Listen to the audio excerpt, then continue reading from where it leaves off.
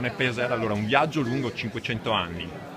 È un viaggio che segna l'importanza di questo monumento, creato nel pieno Rinascimento veneziano, che ha segnato anche, tra l'altro, non solo la difesa della città di Treviso, ma anche la trasformazione urbanistica della città, l'ha segnata pesantemente. Noi portiamo l'eredità di un monumento molto importante, significativo, pieno di tesori nascosti.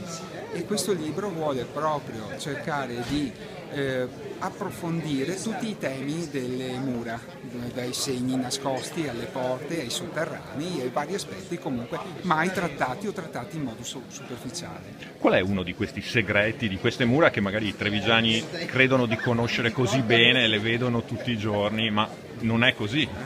È un segreto che anche i trevigiani stanno scoprendo grazie anche all'iniziativa di Treviso Sotterranea e che ha aperto finalmente alla cittadinanza tutte le strutture sotterranee ancora conservate sotto i bastioni, sotto le porte, Porta San Tommaso, Porta Santi 40, ma anche sotto il torreone di Santa Sofia dove c'era il vecchio macello ottocentesco. Ma ci sono anche altri tesori, graffiti lasciati nelle pietre, segni lasciati sulle travi delle coperture delle porte, che tentiamo di svelare appunto in questo autorevole libro.